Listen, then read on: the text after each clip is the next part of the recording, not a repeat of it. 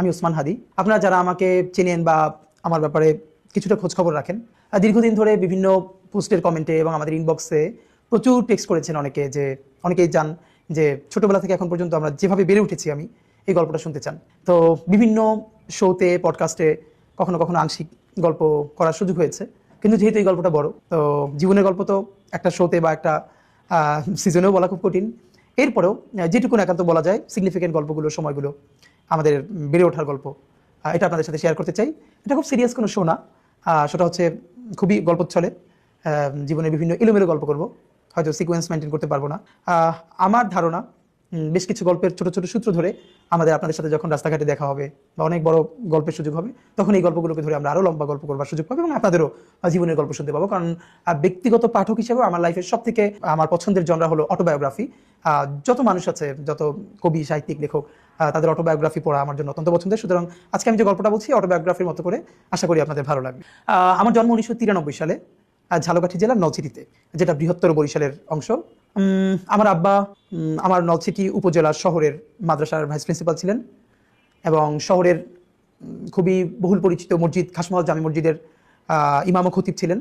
আব্বা ইন্তেকাল করেছেন 2012-তে এবং আব্বা যখন ইন্তেকাল করেন তখন ধর্মীয় ঘরানার বাইরে অনেকগুলো সামাজিক সংগঠনের সভাপতি ছিলেন এবং আমার কমিউনিটিতে আমার আব্বা অত্যন্ত সম্মানিত একজন আলেম ছিলেন এবং যে অর্থে আমরা অ্যাক্টিভিস্ট বলি, বিভিন্ন সামাজিক অসঙ্গতি এর বিরুদ্ধে আজীবন তিনি আমার কমিউনিটির সব থেকে সোচ্চার এবং প্রতিবাদী মানুষ ছিলেন।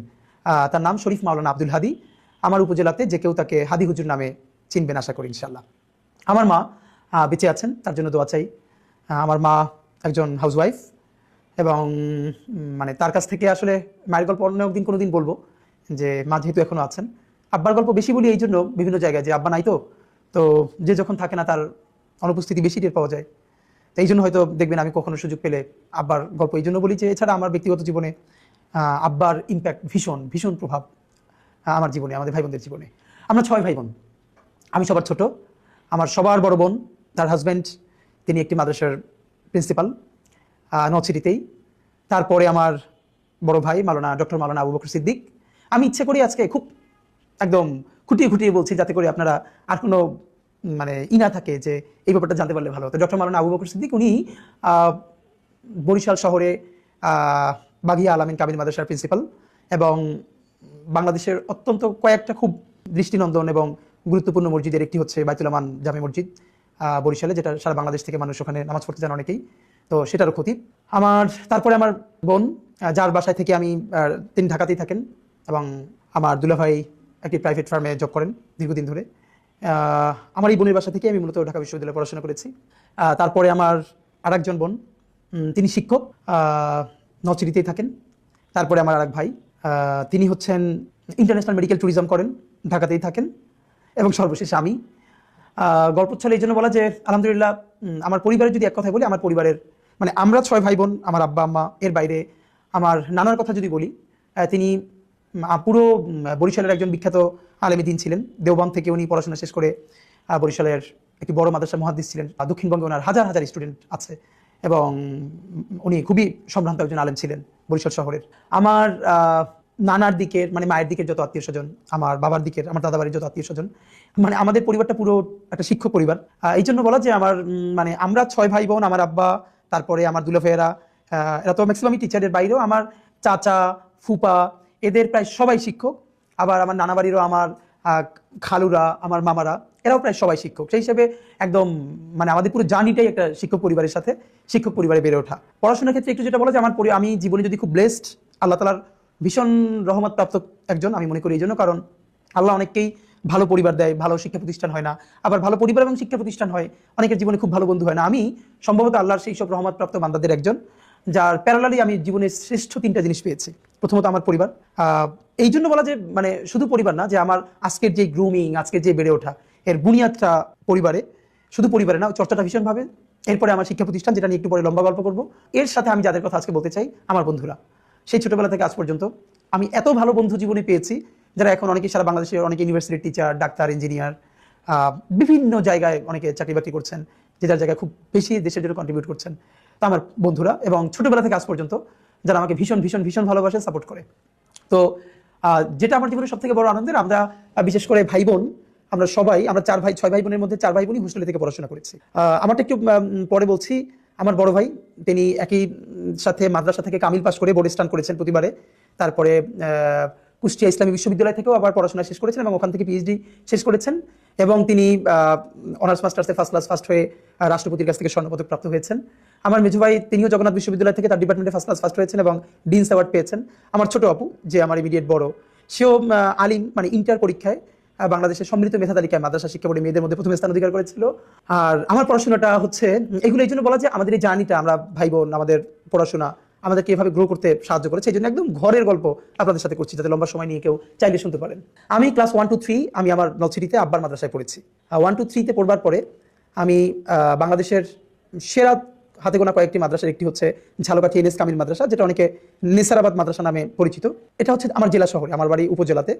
তো 3 পরে আমি নেসারাবাদে গিয়ে ভর্তি হই, কারণ তখন আমার বড় ভাই এবং মেজো ভাই দুজনেই নেসারাবাদে পড়ছিলেন। তখন সারা বাংলাদেশের মধ্যে হাতে গোনা 2-1টি মাদ্রাসার মধ্যে নেসারাবাদ মাদ্রাসা ছিল। তো আমি ক্লাস 4 নেসারাবাদে ভর্তি হই।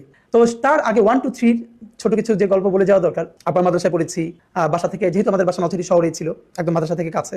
আর আব্বা সবার কাছে অত্যন্ত সম্মানিত ব্যক্তি হওয়ার কারণে, এবং আমার ভাই বোনরাও সবাই পড়াশোনায় ভালো থাকার কারণে, এবং মানে সবাই সমাজে আমাদেরকে ভীষণ ভালোবাসতো, আদর করতো।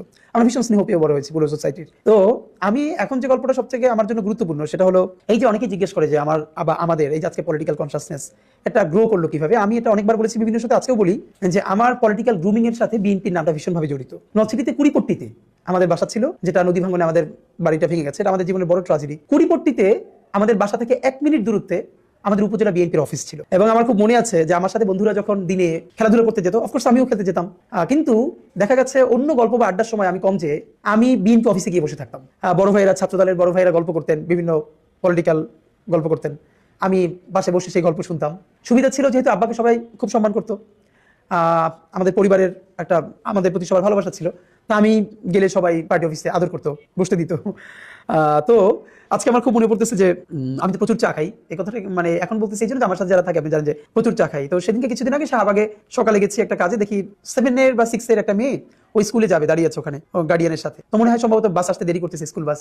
ও ওখান থেকে চা কিনে চা খাচ্ছে। আমার দেখে এত শান্তি লাগছে, আমি ওরে গিয়ে বললাম তুমি আর এক কাপ চা খাবো, আমি কিনে দিই, আমার খুব দেখতে ভালো লাগতেছে। এর কারণ আমি সম্ভবত মানে আমার লাইফের গল্প বললে, চা খাওয়ার গল্প না বললে আসলে শেষ হবে না, মানে কমপ্লিট হবে না। আমি যখন 2 বা 3 পড়ি, তখন আমার মনে আছে আমাদের এলাকায় 2 ধরনের চা, মানে বলতো যে সিঙ্গেল চা, ডাবল চা। সিঙ্গেল চা 1 টাকা, মানে হাফ কাপ বা একটু বেশি, আর ডাবল চা 2 টাকা কাপ ভরে।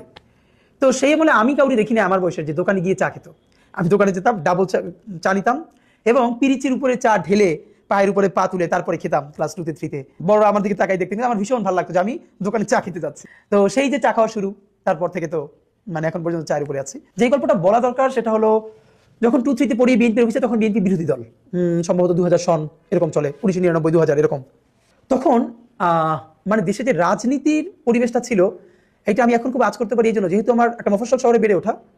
তখন যখন হরতাল হতো, বিএনপি যখন বিরোধী দল হিসেবে হরতাল ডাকতো, আপনারা আমার ধারণা যখন সেই সময়টা বড় হয়েছেন, মানে আমি যখন আমার শৈশবের কথা বলছি, তখন আপনারা যারা আরো বড়, তখন নিশ্চয়ই এই গল্পগুলো রিলেট করতে পারবেন। আমি তখন মনে আছে যে হরতাল ডাকলে 2টো কাজ হতো। হরতালের আগের দিন সন্ধ্যার পরে আমাদের শহরে মশাল মিছিল হতো, বিএনপির পক্ষ থেকে হরতাল সফল করবার জন্য মশাল মিছিল করা হতো, এবং আগের দিন টেম্পুতে করে মাইকিং করা হতো, আগামীকালকের হরতাল সফল হোক, সফল হোক। আমার 2টা ব্যাপার খুব মনে আছে। একটা হলো, আগের দিন যখন মাইকিং করা হতো টেম্পুতে, আগামীকালকের হরতাল সফল হোক, সফল হোক, আমিও বড় ভাইদের সাথে টেম্পুতে উঠে যেতাম, এবং আমি তাদের সাথে পাশে বসে মাঝে মধ্যে এরকম বলতাম। তখন আমার বলতো, যখন গ্রামের দিকে যেত, যে তুমিও বলো। তখন আমি মনে আছে, আমি ক্লাস 3 পড়ি, আমিও মাইকে বলতাম যে আগামীকালকের হরতাল সফল হোক, সফল হোক।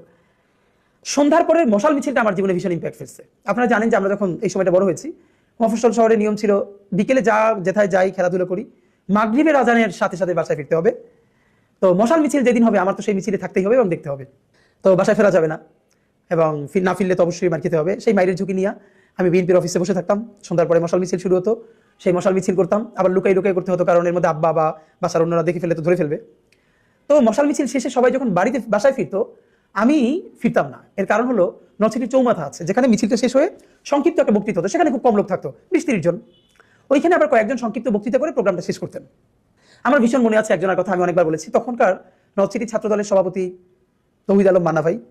বক্তৃতা এবং স্লোগান যে একটা আর্ট হইতে পারে, এটা আমি জীবনের প্রথমে মান্না ভাইকে দেখে আমার মনে হয়েছে। তখন আমি মনে হয় 2 3 পড়ি। মান্না ভাই যখন মিছিলে স্লোগান দিত, আমার মনে আছে আমি বাসায় এসে স্লোগান প্র্যাকটিস করতাম। বিশেষ করে সন্ধ্যার পরে মশাল মিছিলের পরে মান্না ভাই চৌমাথায় যখন তিনি বক্তৃতা করবেন এইটা শোনার জন্য আমি দাঁড়িয়ে থাকতাম। এবং এখন আমি কানেক্ট করতে পারি যে এই যে বক্তৃতা আমার কাছে ভালো লাগে সেটা আমার তখন থেকে বোঝা শুরু, কারণ আমার বয়সে তখন আমি কাউকে দেখি নাই বক্তৃতা শোনার জন্য দাঁড়ায় আছে। মান্না ভাই যে বক্তৃতা করতেন, এরপরে রাত্রিরে বাসায় ফিরতাম।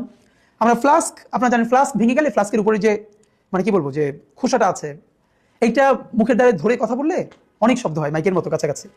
আমার মনে আছে যে আমি বাসায় ফিরে সেই মিছিল, স্লোগান, বক্তৃতা এগুলো প্র্যাকটিস করতাম। পরের দিন যখন হরতালে পিকেটিং শুরু হতো, আমাদের বাসার সামনে শুরু হতো, যেহেতু বিএনপির সামনে তারা হাঁটতো রাস্তায়, তো আমিও তাদের সাথে বের হতাম। তো এই গল্পটা আপনাদের এই জন্য বলা যে এই যে মিছিল, মিটিং, স্লোগান, মশাল মিছিল আমার বাসার পাশে বিএনপি অফিস হওয়ার ফলে আমাকে ভীষণ আন্দোলিত করেছিল। এবং এমনভাবে আন্দোলিত করেছিল, আমি যখন সম্ভবত ক্লাস 4 বা 5 পড়ি, তখন 2001-এর জাতীয় নির্বাচন, যে নির্বাচনের মধ্য দিয়ে বিএনপি 4 দলীয় জোট ক্ষমতায় আসে, তখন আমি সব থেকে ক্ষুদে অ্যাক্টিভিস্ট। এলাকায় বন্ধু বান্ধবদেরকে নিয়ে প্রচুর ধানের শীষের মিছিল দেই। আমাদের ওখানে তখন বিএনপির পক্ষ থেকে নির্বাচন করলেন ইসরাত জাহান ইলেন ভুট্টো, ইসরাত সুলতান ইলেন ভুট্টো। উনি বিএনপির প্রার্থী হলেন, ভুট্টো সাহেবের স্ত্রী। এবং উনি যখন নলছিটিতে এরকম একটা সভা করলেন, তো যেহেতু আমার এলাকার সবাই জানে যে আমি এরকম মিছিল দেই, বক্তৃতা করি, তো আমি সেই সমাবেশে গেছি। কে যেন বলে উঠলো যে হাদি হুজুরের ছেলে, ওর স্টেজে উঠাই দাও, ও বলবে। এবং সবাই আমার ধরে উঠাই দিল। ছোটবেলা থেকে আমার মধ্যে ভয় জিনিসটা ছিল না, এবং আমি বিএনপির ধানের শীষের জন্য একটা বড় বক্তৃতা করে ফেললাম। দুটো ব্যাপার ছিল, হাদি হুজুরের ছেলে, এই জন্য সবাই তেমনিতে ভালোবাসতো। তো আমার মনে আছে যে ইলেন ভুট্টো খুশি হয়ে আমাকে, টাকার পরিমাণ মনে নাই, কিন্তু একটা ভালো অঙ্কের টাকা গিফট দিচ্ছিলেন স্টেজে বসে, এবং সেটা নিয়ে বন্ধু বান্ধবদেরকে নিয়ে আবার মিছিল করে করে বাসায় ফিরে আসছি। তো এই মিছিল, মিটিংটা, স্লোগান ছোটবেলা থেকে আমাদের জানিয়েছে। আমার উপজেলায় যারা আমাকে চেনে তারা সবাই এই গল্পগুলো জানে, আমাকে রিলেট করতে পারবেন নিশ্চয়ই। এরপর আমি তো নেসারাবাদে ভর্তি হয়ে গেলাম, তখন সম্ভবত 2000 বা 2001 সাল, ক্লাস যখন 4 পড়ি। আমি নেসারাবাদে ভর্তি হওয়াটা আমার জীবনের সব থেকে এরপরে টার্নিং পয়েন্ট। সেই গল্পটা আপনাদের সাথে করতে হবে অনেক কারণে। বাংলাদেশ মাদ্রাসা শিক্ষা ব্যবস্থা, মাদ্রাসা সম্বন্ধে আমাদের ধারণা, এবং আমার যে কালচারাল লড়াইয়ের সূচনা, এই গল্পটা শুনলে আপনারা নিশ্চয়ই কিছু একটা